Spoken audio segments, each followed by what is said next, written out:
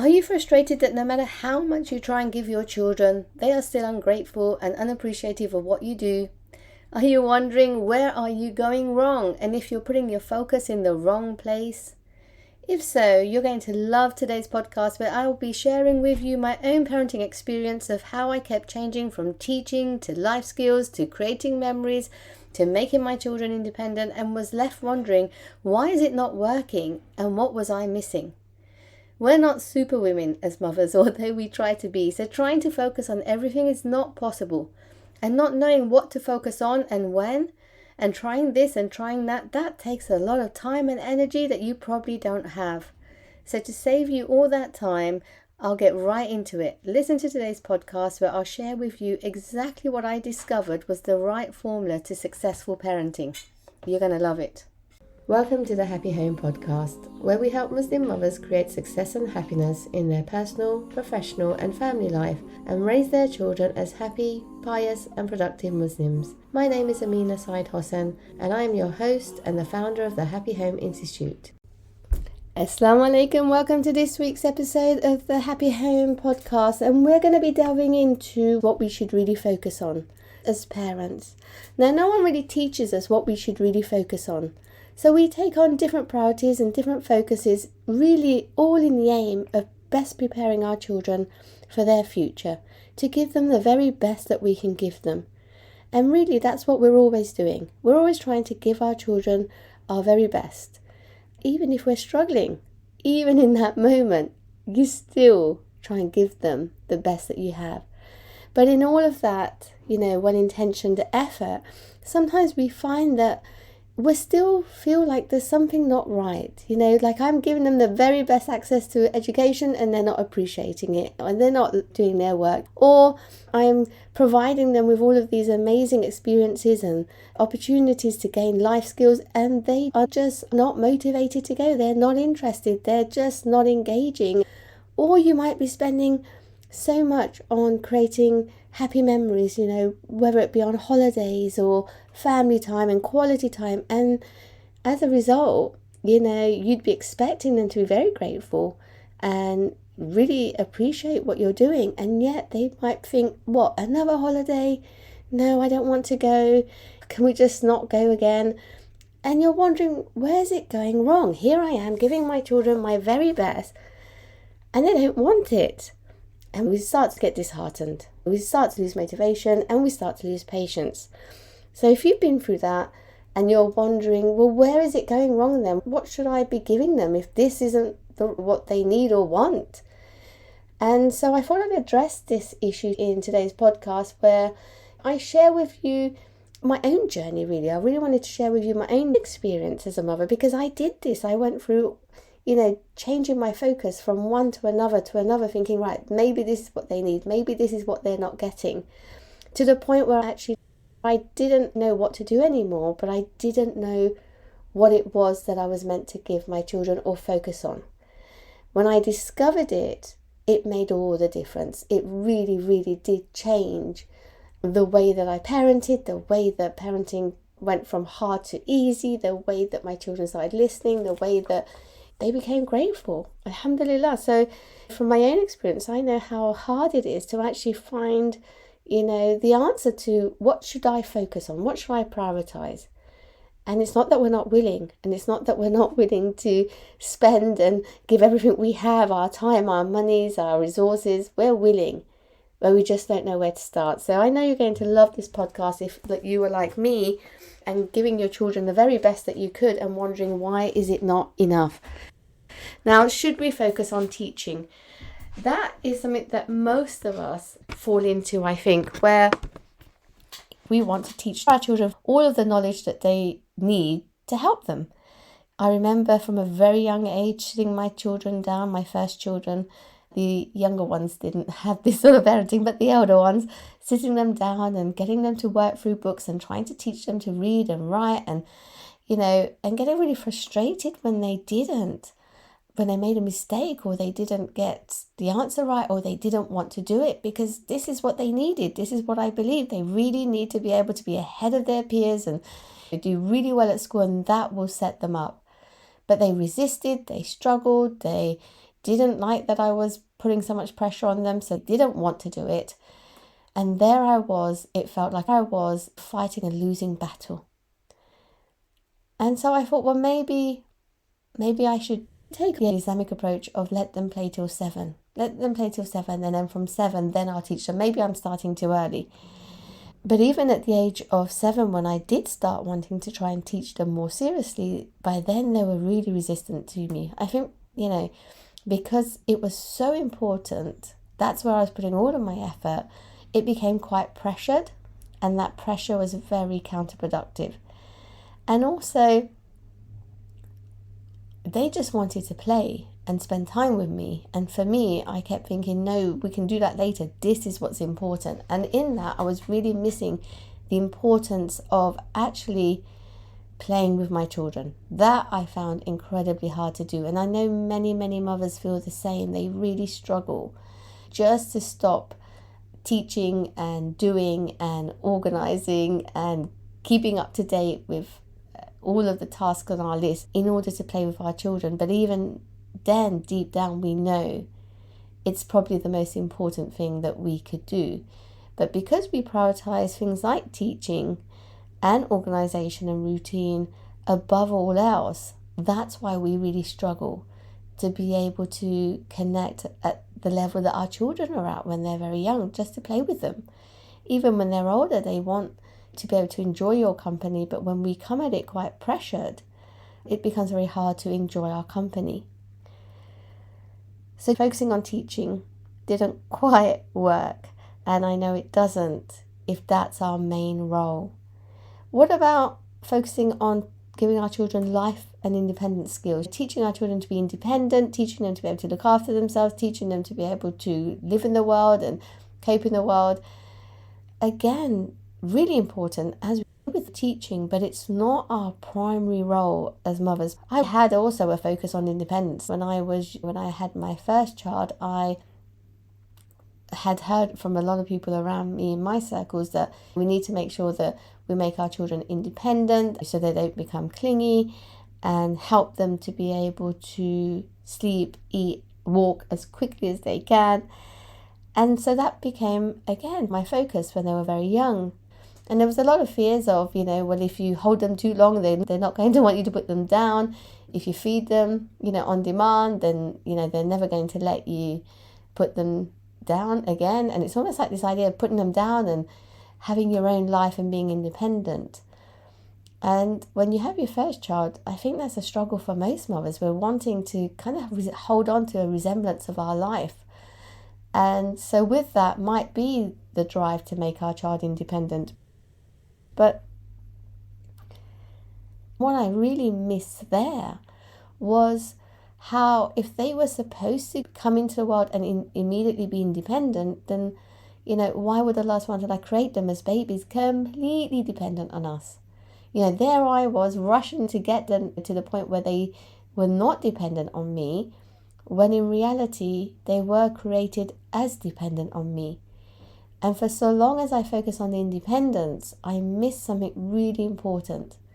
Here's what I missed, and I want to share that with you if you're in that place, which is those moments when you are breastfeeding your babies in the first, few months of their life, and you're holding them for hours on end, and you're not able to do anything else. And all you've got, to do is actually either look at your phone or look at your baby. If you spend your time enjoying that moment, because you have to feed them anyway, but if you enjoy those moments and you really embrace that and enjoy the gift of being able to hold your baby in your arms, look at them, you will fall more and more and more in love with them. And that creates a really strong bond. It gives you so much patience and resilience in your parenting as they grow up, because they're going to go through different challenges in life and they might not always get it right. Of course they won't, they're children. But if we spend that time and we invest that time in enjoying those days when they're completely dependent on us to bond, to form a really strong emotional bond and connection, that comes to serve you throughout your parenting. So that bit of time there invested gives you so much. Now, if you're listening to this and you've already, raised your babies and you're thinking, well, did I not create the bonds? How can I create the bonds? Don't worry, I'm going to talk to you more about that emotional bond that you can build at whatever age your child has reached. But I'm just saying, and I'm making the point here that, yes, we want our children to be independent, but if we put too much focus on that and put a pressure that they must be able to sleep by themselves, feed by themselves, walk by themselves, and need me less, we're missing the very wisdom of why Allah subhanahu wa ta'ala created them to need us. It creates a really deep bond that you will need and will serve you throughout your parenting journey. And yes, whilst life skills are important, the ability to live our life externally and do the physical things we need to do and function in the world is important. But the internal foundations that we need to build, the emotional and mental foundations that we need to build within our children, are first and foremost what we need to focus on in order that they can go out and develop great life and independent skills. So again, like teaching, life and independent skills, they are secondary but not primary. Now I want to touch on routine and consistency and being really organized and productive as another approach before I go into what our children really need and how to create that emotional bond. Because as you've seen, it's about what we're building internally before we give the external. It's almost like, subhanAllah, like how Allah subhanahu wa ta'ala created our babies inside of us. Internally, they developed their infrastructure and their organs before they were brought out in the world. And as children, if we use the same analogy, it's like we've got to focus on what's internally there before we focus on bringing them out into the world and preparing them for the world. Now, routine and consistency can really bring out a military side of us as mothers. Like we can become really militant with routine. When I switch my focus to, okay, no, teaching's not working, independence is not working, let me focus on routine and consistency because children need that. I accept that. That is all important. But if that's your main focus, that's what your thinking is going to give you the results you want in your children, then again, that becomes quite pressured on you and them to stick to routine because life does happen. If every bit of our focus is on, hitting that 7:30 bedtime, making sure homework is done, making sure that all of the checklists are done in life and we are productive, what we're going to miss in all of that doing is the being and the living of life. Those moments, those opportunities, that moment where your child says, can I come and have a hug? And you say, no, it's 7:30, you've got to be in bed now. You've had your time and we have to do this tomorrow. We'll do it tomorrow. And we're missing moments. We're missing moments when they say, can I come and talk to you? And there's no time in your schedule for that. And there's no time in the bedtime routine for that. And you're just wanting to make sure that you stick to a routine so militantly that you miss life itself. Now, there's focusing on creating happy memories and creating those memories that they'll remember, they'll appreciate, they'll look back on one day, and it will create the bond. Here, we're focusing on investing on experiences and holidays and trips away and dinners. And now, I'm such a big advocate of quality family time. So I'm not saying to you this is not important. It is important. But without the foundation of focusing on your child's emotional well-being, for me, it just became time when all of the issues came up. Things that were left and not dealt with would come up in those moments when you'd set aside family time. And you were trying to create happy memories, but because there were unresolved issues, those memories were not quite so happy. So those were my own experiences in parenting of how I was trying to go from one focus to another and another and another to try and get parenting right. And I really started questioning, what am I missing? What are they not getting? Because I was setting up clubs and madrasas and, doing everything I could. I was very proactive and very dedicated and focused to my children. And, everything I worked was spent on my children. So it wasn't the dedication or the lack of willingness. It just wasn't the understanding of what they needed. And that's why I'm sharing this. And that's why I'm doing today's podcast, to really share with you, well, what is it that I discovered, and what is it I share with the mothers I work with that get them such amazing quick results? Because look, my journey was very long and painful, but for my clients, I make sure it's the quickest way to get there, and all of the information that they need in digestible chunks that they can implement straight away. So what it was, and I've said it throughout this podcast anyway, is really just helping your child develop emotional well-being and self-esteem. This is key. Developing our children's emotional well-being comes from us bonding with them, helping secure them, give them an emotionally secure place where we're not out of control emotionally. There aren't huge emotional ups and downs and roller coasters in our home, and just letting them feel secure that home's my safe space, it's a calm place. I don't have to be walking on eggshells. I don't have to be worried about what's going to happen with my parents. I don't have to be worried about my mum having a meltdown or not coping. The quicker we give ourselves as mothers emotional well-being, and we get into a good place where we can manage our emotions and what we've been through and found peace through that, the quicker we do that, the quicker our children become emotionally stable too. And suddenly they stop being clingy and become quite independent. They're okay because mum's okay.